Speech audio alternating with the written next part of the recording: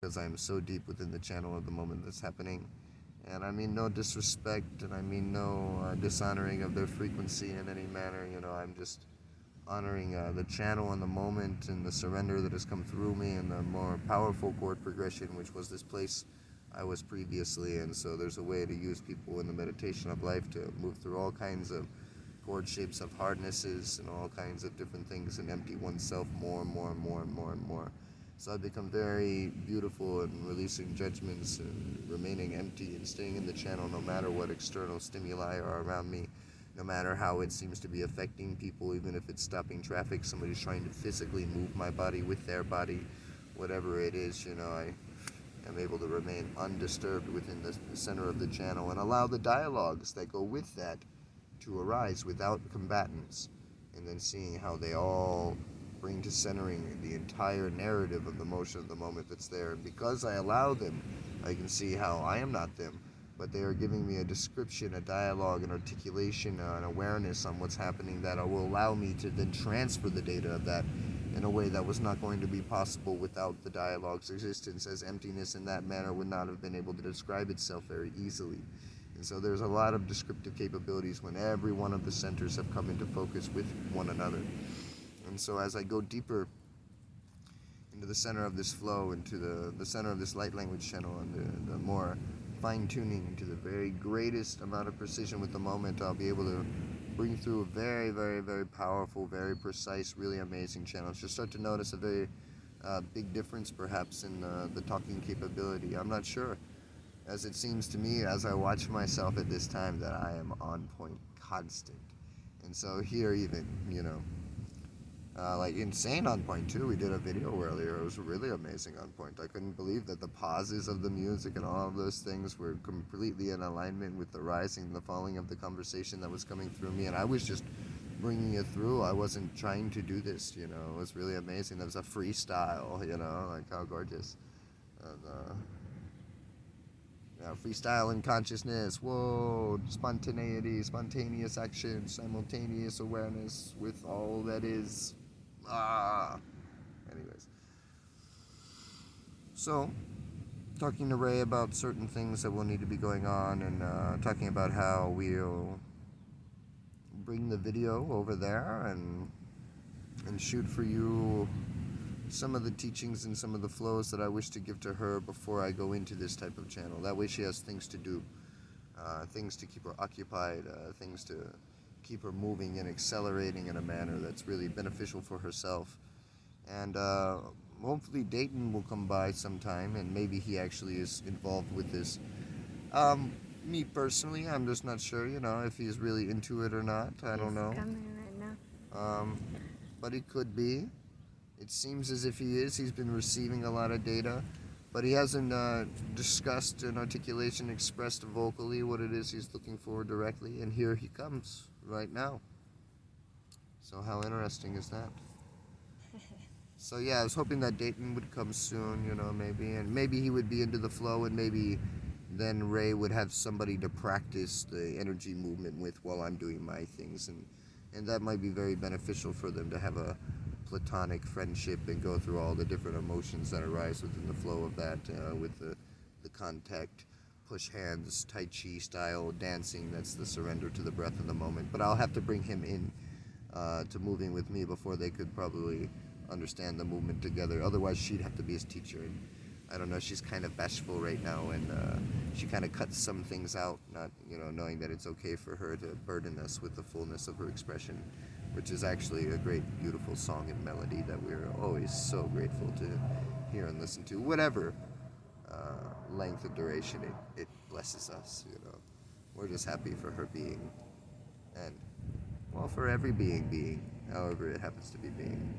The only unhappiness that would be felt would be, in the manner of concern in whatever manner is necessary for that being, if it were to be towards that being, in some certain way. Sorry about that. Did that hit the screen? Probably. I had to itch my balls, and my pubes were really itchy in that moment. The nudity was not of necessity for the video. We could have gotten dressed. It's not like there was some great nude teaching going to happen. Now there is, in some way, more nude teaching, which is just shit. I'm gonna have to video edit this, and I don't want that. You know, I think that I have beautiful boobs, a beautiful penis, a beautiful body, absolutely. I don't have to shout it around or flaunt it around. That's not the purpose of this thing. We're on a naked beach. It feels much more pleasing to be naked. It's very hot here in Maui. And again, with the fluidity of the body, the motion of the moment, it just feels much more free and precise and accurate with the motions of everything. And so it would be nice to be able to be just constantly naked and not be judged as a perverted sexual being. I happen to be a very sexual being. I love to see other people's naked bodies. I love to be seen by other naked bodies or just by bodies. I think I'm a sexy being. I like to be sexy and beautiful and sacred and innocent and pure. And my natural authenticity as a animal human consciousness that is amazing in all of its ways, in every expression of every chakra center, even the crown, even the root, whatever it is, the heart of us all. So I love it, you know. But I don't wish to edit pictures. Hopefully there's no penis in this. We don't have to edit this. But if we do have an app to where I guess we could edit the brief flicker of my penis out of there. A little scratching of the pubic hair. A natural thing, you know. Sometimes you get itches all over your body. Sometimes it's in what we call our private area, the secret place. Our sexual center, our pleasure center, our ground root center, our creation center, our many things center. Very powerful is this chakra center, and it'd be good for us to be able to know that we all have this center and that it's beautiful and that it's pure and that sexual desire is gorgeous. Oh, you're into vagina? Oh, you're into cock. Oh, you're into penis, you're into this, you're into that. You're into old men, you're into young women. You're into, what are you into? That's interesting. We could just own ourselves for whatever it is, and maybe we have curiosity. Why do I have this? Why do I have that? It could be that it's an imbalance. It could be. Only if we're able to own ourselves and come to reality with our authenticity will we find out if it's an imbalance or if it's not. Typically, we're simply just doing things we don't want to do because we believe we want to do them, just based on all kinds of stories for validation that build each other upon each other, upon each other, upon each other, and with impeccability and honesty, integrity, and really seeing and owning up like what's going on with us truly inside, we'll see what's going on. I was able to experience sex with men and with women, with all kinds of different combinations of individuals, and I was able to find out where it was that I was. And it turns out for me that mostly all that was really occurring was judgment. Judgment of myself and my sexual expression, judgment of myself being able to be myself vocally, authentically. A lot of energies coming to me are coming to me from all kinds of different areas in the world. And I can just discuss with people very accurately, hear vocally, and see what's going on with that. If it leads to a sexual intimacy of beautiful authenticity and purity, then terrific. That's great, whatever it is. If it leads to just an amazing teaching on expression and how we're all perfect and innocent no matter what is going on. If I find out that, oh, that energy was coming from here in that way in which I felt it. And, oh, okay, this is going on. And this came to this, and this came to that, and this came to that. Eventually, we'll be able to find what's in balance with ourselves, truly. Turns out, you know, I really like things that are like me or that like me and all kinds of different things. And I was only able to see what it was I wanted truly and come to balance then with my sexual expression when I acknowledged that I had a sexual expression and that it was okay, that it was good, that it was innocent and pure, that I could be attracted to my brother or to my sister or to anybody in the world, and that would be all right. Now, am I attracted to my brother or my sister? Maybe not. I don't know. It doesn't matter. But if I were, maybe I would explore and find out as to why in a way that was centered and balanced and beautiful, and because people aren't usually accepting themselves in a certain way, maybe this would be a beautiful teaching for other male or female or whoever it is that I happen to be approaching with this new guided, balanced wisdom that just stemmed up nice and effortlessly in the moment that I began feeling what we call desire or attraction for another in whatever way. It's really quite beautiful. Maybe it turns out I'm not really worried about nudity. Maybe it turns out I'm not really sexually attracted to that, but I have a suppression of myself, a rejection of myself, a judgment of myself that causes me to suppress that chakra center. So whenever I see that thing that I don't like, its energy comes in, and because there's a suppression, I feel it. Now, if I don't have the suppression, maybe I wouldn't feel the energy. Of course, I'm not actually desiring of this thing, so why would I create the energy of my own volition? How then am I feeling this energy? Does it mean a demon has come upon me? Well, for me, I've seen literally it's just the pinching of a channel due to judgment happening very amazingly. You could call this thing a demon, but it would have to be yourself that was the demon then. And if you judge yourself as a demon, this could be a terrible downward sloping spiral. Instead, you could just see that you're beautiful and innocent and pure and everything has been perfection that has led you here, and then find out, oh, what is this that I'm seeing within the reflection of the mirror of consciousness that shows me myself always so truly? Eventually, we come into a place in balance to where, oh yeah, I'm not very sexually desiring.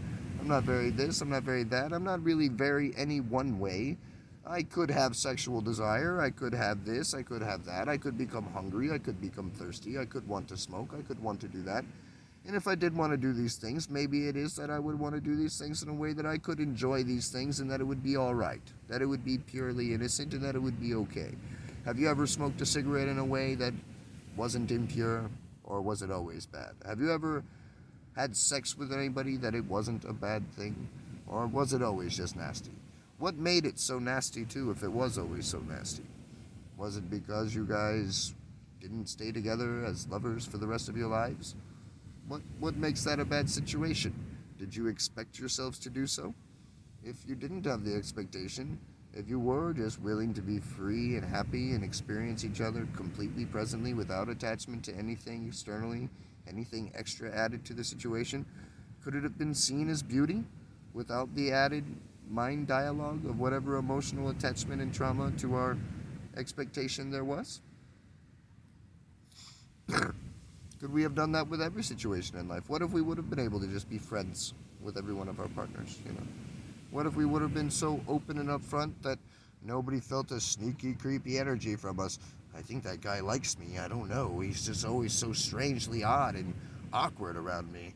He's always sitting real nearby. Whenever I go to the beach, he's always like 10 feet away from me. I don't know what's up with this guy. But maybe if you just told her what you were thinking inside, you'd see that she didn't like you and that you guys were very different, and that you actually don't like people that don't like you, as it turns out. It doesn't feel very good. Why? Why? You really want to force somebody to be with you out of slavery that doesn't want to be around you? Or do you simply want to be around people who authentically want to be around you? That way, when they suck your dick or they eat your pussy, it's out of genuinity, not because they're a slave to it, because they just simply want to, and it feels good to them that they require nothing in return for this, because they're like, oh, what a deep treasure it was to take in the splendor of your beautiful body and essence. Did you feel good when I do that? Oh, thank God. Or do you want somebody that's like, oh God, I have to touch this thing again? Why don't you just go away and do it yourself or something? Is that really what you want? Or do you want to be around somebody who wants to be around you? Oh, Ryan, here he comes. That guy's going to talk about consciousness. Fucking damn it. Hi, buddy. Great to see you. Oh, yeah, you're the best. Oh, give hugs? Okay, yeah. Oh, no, I have to go do anything else that's not this. What excuse? Laundry. I'm doing the laundry right now. Goodbye. I'm leaving the beach. This is the place I only wanted to be. But now that you're here, I don't know how to tell you. I don't want to see you, so I'm just going to go. But you can just tell me you don't want to see me. It's no problem. I'm not going to hang out with you. I'm not going to stand... Oh, they don't want to see me. Now I'm going to stand next to them forever. Oh, yeah, you don't want to see me. Now we're going to exacerbate it. How much do you don't want to see me now? No. As it turns out, I don't want to be in that uncomfortable situation either. I'm a person that likes things that are joyous for myself as well. If it's not cool to be around me, I'm not going to stand there and hang out with somebody who doesn't feel cool to be around me. That sucks. Oh, man. Hey, what are you doing? Man, I'm standing next to this guy that hates me. What? Yeah, it sucks. Really? You can feel it? I can feel it, bro. Why are you doing it? Oh. I don't know. I feel like I have to. No, bro, you don't have to. You can go away from that motherfucker. Alright, you're right. I can just be around people that like me. Yeah. Oh. That's way nicer. Exactly. Whoa. I like that. And if there's nobody in the world that likes me, and I like me, then I can just hang out with myself. It's awesome. What's up, bro? What up, dude? People might think I'm a crazy person, but look at all them believing in illusion and perpetuating it all the time. whatever about what they might think. And that's only what they might think. Who knows what they think? Maybe I don't look like a crazy person. Maybe they just think, that guy's pretty rad. I wish I could look as crazy as he does. Who knows for sure? You can never tell. What's the reason to assume? I mean, if you really assume somebody's thinking something weird about you enough, ask them. Are you thinking this about me? No. Oh. Or yes. I knew it. Stop that. And then you find out that you don't have control over other people's minds. So really, who cares? He can think that if he wants to. He can think whatever he wants. He can think you're a piece of shit. Doesn't matter. If it's going to affect you, I don't know. I don't know why it has to affect you. Do you think you're a piece of shit? If you think you're a piece of shit, that's why him thinking you're a piece of shit is affecting you. If you know you're not a piece of shit, whatever. Who cares? And if you do know you're a piece of shit, but you accept it, then still who cares? I mean, whatever. I mean, great. Yeah, he knows who I am. He knows my name. He knows I'm Ryan. That guy over there knows I'm Ryan. Does that upset you? Yeah. Why? Because it's my name. It doesn't make a lot of sense, you understand. I was really wondering if it was going to make sense at some point, but obviously, logically, that makes no sense. Well, it's just no problem. If you are that, then own it. No problem. If you're not that, then who cares what they think? You're not that. You can tell them what you are. I mean, what do you care about what they think? Do you control their mind? Do they give you validation in life? Are they feeding you the air you're breathing? No? Then what's the problem? Is this clean water? Do you have to be around somebody that thinks that way? Does everybody have to feel a certain way about you in order for you to feel a certain way about yourself? Can you know yourself and, well, I don't know, have that be enough? Even if nobody else does. I mean, you may find out that nobody even knows themselves, so how could they know you? Then, what does it matter again? I mean, it's all just assumption. It's all just personalization. It's all just this one. It's all just that. How can we just be free? Be ourselves. Authentically. Whoever we are. Sexually, or this way, or that way, or any way. And this was brought upon by nudity, because I flicked my penis. While scratching it. I wasn't just doing it to flick it, but maybe I would. Maybe I would play with myself. Maybe I would touch myself and love myself and masturbate. Feel good about it. That was so good. That felt amazing. Have you ever been pleasured by another? What was wrong with that? So what would be wrong with you pleasuring yourself? How gorgeous. Oh, today, so-and-so loved me enough to give me a blowjob. Today, I loved me enough to give me a blowjob. Now, if you could give yourself a blowjob, that's amazing. But anyways, what's wrong with that? I love myself. I took myself out on a date. I love myself. I married myself last night. I love myself. I touched my butthole. I love myself. I jerked my cock. I love myself. I licked my nipple. I love myself. I kissed my hand. I held myself. I hugged myself. I cried with myself. I talked myself through my trauma. I did all kinds of things with myself. What's wrong with that? I don't see anything a problem with that. I don't see anything but purity there. Somebody could say you're wrong because of what they believe is correct based on their social problems, their conservatism, whatever it is, their lack of openness. But what's wrong with two people making love on the beach, right in front of everybody even? I mean, I guess they're not really doing it against you. So the only thing then that's against you is your mind and your thought and your judgment and your belief and what it means then about you in some way, as if it's a song singing about you. Oh, you're so vain. You probably think their song is about you, but no, they're just making love. They're not worried about any of the world around them. They're so into one another, so present, so gorgeous. If we could just allow ourselves to see what it was to be sexual, to be sacred, to open ourselves in these amazing, intimate ways with all of the world, we'd see that it's not volatility that leads this expression. It's nothing of impurity that leads this thing. It's the greatest purity. Look at everything as it makes sweet love with all of itself. Everything in nature. Everything constantly. This air beside us. We could allow ourselves to do that and no longer be controlled by the suppressions that we have, our judgments lead us into volatility. We're pure. We don't have to do this. We don't have to do that. We can do whatever we wish to do. It's okay. We see that the only reason we have these imbalanced disharmony wishes is because we just don't know how to express ourselves without resistance, without suppression. Just allowing ourselves to be fully ourselves, that we always express ourselves in balance when we don't try to control ourselves.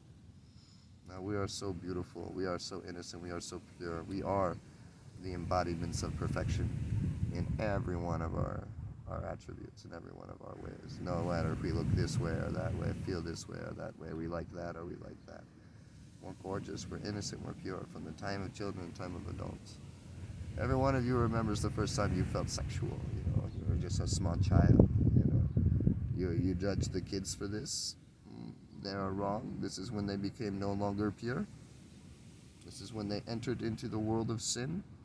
It's natural the ways that we feel. It'd be wonderful to be able to speak and learn and express them naturally and be able to then help each other see how beautiful and balanced and perfect they are, just as they are. All of their heart, all of their wants, all of their desires, even if they be imbalanced. We can then just discuss, okay. And when we discuss it further, we look at it further, we actually let ourselves look at it, we can learn about it now. We can come into a science about it. We can transfer data. We can help one another.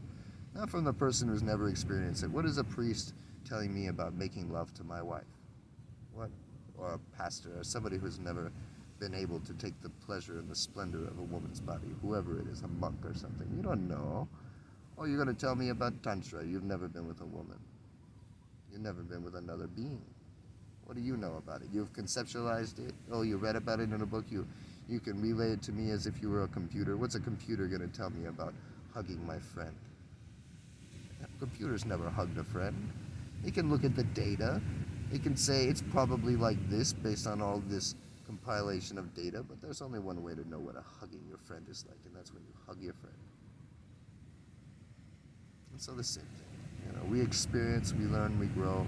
We went through times of great conservatism where it was wrong to do anything of sexual nature with anybody, wrong to have multiple partners, wrong so many of the natural things due to whatever judgment, jealousy, envy thing created that, and also whatever pure consciousness was creating that to bring us to this place where we can exist in balance and see all the different waves and contrasts and not have to return back to these places of darkness or where the veil of illusion stands so heavy. And now we've been able to really experience sex, and we've been really able to experience ourselves as a community, as a globe, as a collective, in a beautiful manner. And now we can expound upon these amazing informations, these things that we thought were impure, we thought were wrong, we thought were evil, demonized, devilish energy, whatever it is. And now we can see, oh no, it's pure. Everybody's like a child. Everybody's just learning. Oh, that guy's never been there. This person's never seen that. Oh, okay. They're just learning. And as we open, as we begin able to express ourselves more and more, soften with ourselves, we soften with everybody. And the way that we express ourselves softens. I've seen the only reason why this man was seen to be a creepy man and this man was seen to be an okay man was because this man was open about his sexuality, and this person, who was the same nature of this person, was scared to be open about their sexuality. They had judgment about their sexuality. And so they could express just as openly about their sexuality as this man, and they would be seen by the community the same as this man. But because they do not, because they're afraid of judgment by the community, they then express their sexuality in a sneaky and creepy, clever way. That's just because they're like a little child and they think that's the only way in which they're allowed to express it. If they were to be able to release the judgment that this other person doesn't have, then they would be seen again, welcomed by the community, and not seen to be a dark, creepy, negative person. Just somebody who was very sexual. We'd say, oh yes, he's very sexual. We'd just say that. We wouldn't say, oh, he's a creeper in the night. We wouldn't say something like that. We'd be like, oh yeah, he's a very sexual person. But very open, very honest, very transparent, so very safe feeling. You're like, oh yeah, but you know what's going on with him, so it's grounding, no problem. When it's secrets, you're like, I don't know, there's something hidden. And, when we think there's something hidden, we automatically go to our assumptions, to our whatever judgment, to whatever it is that we could be thinking about this or thinking about that. And so that could be huge, that could be big, different, And so that's why we don't make assumptions, because, we just want to go and ask and get right from the bull's mouth, hey, what's happening? From the horse's mouth.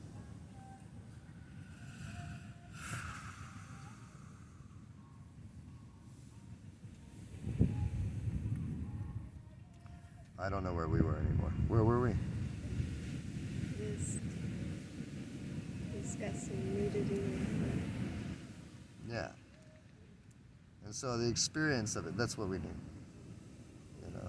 And we've experienced enough to see where we are. If we just allow ourselves expression, we'd find balance easy. Oh no, I'm not actually into that. Oh no, I'm not actually into that. Oh no, I'm not actually into that. And so we're talking about these two men and how the creepy man, when coming to honesty and transparency with who he is, would no longer be seen to be the creepy man. And I've seen this happen in life. I've actually seen that man. I told him this wisdom. We're talking now, years ago. And now he's so much more open with himself to where it's so different, the energy coming from him. No longer is it the sneaky creepy. He still does have this though. He'll see this. He knows what I'm talking about. Mystic. Hey, I love you, bro. Anyways, you know, but you just be more open. You know, just be more open. Just be yourself. It's okay. It's okay. Just because you become old, you don't look as young and beautiful. It's no big deal. You know, you have your desires, you have your things, and work through them. Be honest. You know, and be honest with yourself, and then you can see what's going on. Maybe there is an imbalance. If you're honest with yourself, you'll be able to see the imbalance. You'll be able to write and refine and come into a greater understanding of why. And you'll be able to change. You'll be able to grow. You'll be able to learn. Growing is the best. It's a wonderful to see where I've made a mistake or see where I've become wrong. Because then I can become right, or I can no longer make the same mistake. And then I can also transfer the wisdom of what I've learned from the mistake. And so I have this great wisdom, this great fullness to transfer. It's really beautiful.